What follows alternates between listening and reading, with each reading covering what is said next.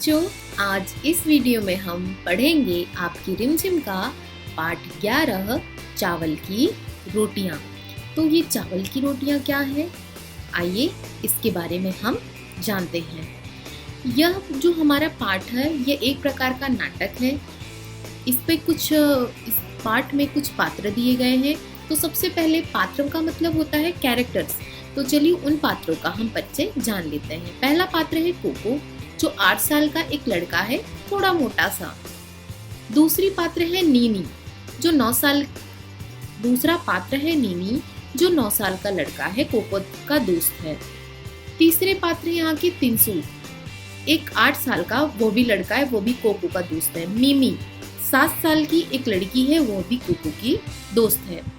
उबातुन जनता की दुकान का प्रबंधक, तो अर्थात की जो एक जनता की अर्थात जो पब्लिक की एक दुकान है उसका प्रबंधक, मतलब कि उसका एक मैनेजर है।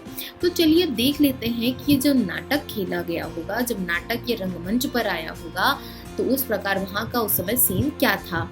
एक सादा सिंपल सा कमरा है, उसकी दीवारों पर बांस की चटाइयाँ लगी हुई हैं, दीवारों के सहारे अलमारी रखी है। अलमारी के ऊपर एक रेडियो रखा है, उस पर चाय की केतली रखी हुई है, कुछ कप, कुछ खाली वो फ्लावर के गुलाबी फूलदान रखा गया है। कमरे के बीच फर्श पर एक चटाई बिछी हुई है। अर्थात कि एक पूरा कमरा है, अच्छा खासा पूरा कमरा है, जिस पर मेज है, 2 दरवाजे हैं। एक दरवाजा पीछे की ओर खुलता है, दूसरा एक किनारे की ओर। कुछ पक्षी चहचहा रहे हैं, उतनी देर में पर्दा उठता है।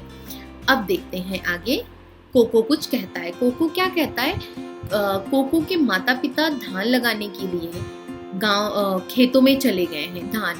धान मतलब जो हम चावल खाते हैं, राइस खाते हैं, ये जो चावल होता है ना, यह जब अपने पौधे में होता है, खेत में होता है, फसल में होता है ना, तो ये कबर के अंदर होता है, तो उसे हम धान कहते हैं। अर्थात कि वह धान की खेती करने खेत में चले गए हैं। कोको कहता है माता पिता तो धान लगाने खेतों में चले गए हैं, जब तक माँ खाना बनाने के लिए लौट कर नहीं आती, मुझे घर की देखभाल करनी है। देखता हूँ माँ ने नाश्ते में मेरे लिए क्या बना कर रखा है। वह अलमारी की ओर जाता है, उसे खोलकर तस्तरी निकाल कर देखता है। तस्तरी मतलब एक प्लेट, डिश कोई भी निकाल कर देखता है, उसमें कुछ चावल की रोटियां रखी हुई है।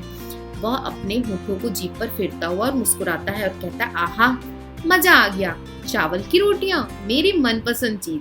वह अपने पेट को मलता हुआ रोटियों को मेज पर रखता है और बैठ जाता है, जैसे आप लोग करते हो।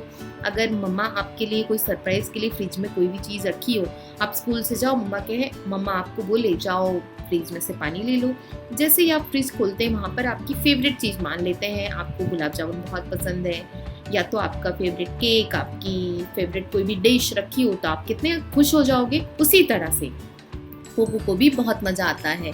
कोको कहता है आज तो एकदम डटकर नाश्ता होगा।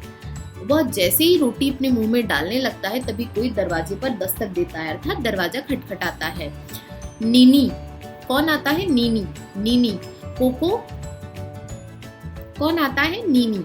फिर नीनी कहता है कोको दरवाजा खोलो, मैं नीनी हूँ। कोको, गजब हो गया, यह तो भुक्खड़ नीनी है, उसकी नजर अगर रोटियों पर पड़ी तो वह रोटियां जरूर मांगेगा, इसलिए मैं इसे छुपा देता हूँ। फिर नीनी कहता है दरवाजा खोलो कोको, तुम क्या कर रहे हो, इतनी देर क्यों लगा दी? कोको कहता है, अपने मन में कहता रहता है मैं कहाँ छिपाऊं। फिर वो मेज के ऊपर, जो उनकी अलमारी के ऊपर रेडियो रखा रहता है ना, उस रेडियो पर उसकी तरफ देख कर कहता है मैं तस्तरी को, इस प्लेट को रेडियो के ऊपर, देखो यहाँ पर रेडियो के ऊपर छुपा देता हूँ। फिर वो और जोर से कहता है अभी आता हूँ नीनी, जरा रुको। फिर कोको दरवाजा खोलकर नीनी को अंदर आने के लिए कहता है आओ नीनी अंदर आ जाओ। नीनी कहता है कि दरवाजा खुलने में इतनी क्यों देर लगाई? कोको कहता है कुछ खास नहीं, मैं अभी नाश्ता किया तो मुंह धोने लगा, बोला सुबह सुबह कैसे आना हुआ। नीनी कहता है क्या? यह मत कहना कि भूल गए थे, परीक्षा के बारे में आज रेडियो पे सूचना आने वाली है। कोको कहता है लेकिन तुम्हारे घर भी तो रेडियो है। फिर नीनी कहता है लेकिन वह खराब है, इसलिए सोचा है मैंने कि मैं तुम्हारे रेडियो पर सुनूंगा। नीनी गोल मेज के पास बैठ जाता है। गोल मेज वहाँ पर एक टेबल रखा होता है जो राउंड शेप में होता है, उसके पास बैठ जाता है।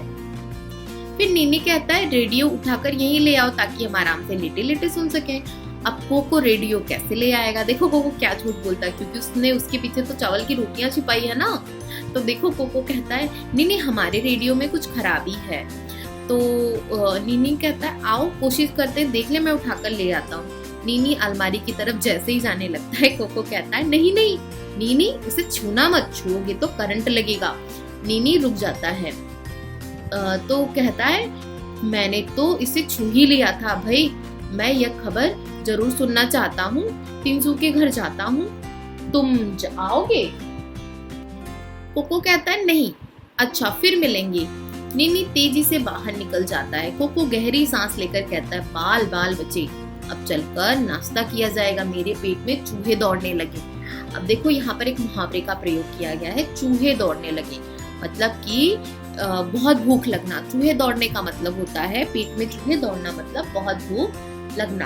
अब बेचारा सोचता है कि चलो अब मैं खाने जाता हूँ। जैसे ही वह खाने अपने वो चावल की रोटियां वो वाली प्लेट को उठाकर टेबल पे बैठता है, टेबल के पास टेबल पे रखता है, तभी फिर से कोई दरवाजा खटखटाता है।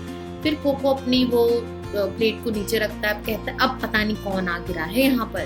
फिर उतने में देखता है मिमी होता है। ठीक है, कोको दरवाजा खोलो, मैं हूँ मिमी। कोको बाप रे यह तो मिमी है, उसे चावल की रोटियां मेरी तरह बहुत अच्छी लगती है, वह हमेशा ही भूखी होती है, मुझे रोटियां छिपा देनी चाहिए। लेकिन कहाँ, वह कुछ खाने की चीज ढूंढने के लिए मेरे सारे कमरों में तलाशी लेगी। उसकी अच्छी दोस्त है तो उसके आप भी अपने फ्रेंड के घर जाते हो, कुछ खाना है पीना है अपने आप जाके ले लेते हो, तो वैसे ही। ठीक है, फिर मिमी फिर से दरवाजा खटखटा कर कहती कोको दरवाजा खोलो ना, इतनी देर क्यों लगा रहे हो? कोको तो बेचारा अपनी रोटियां छुपाने के चक्कर में पड़ा, इधर जाता है उधर जाता है, कमरों में चारों तरफ घूमता है कि फूलदान के अंदर छिपा देता हूँ।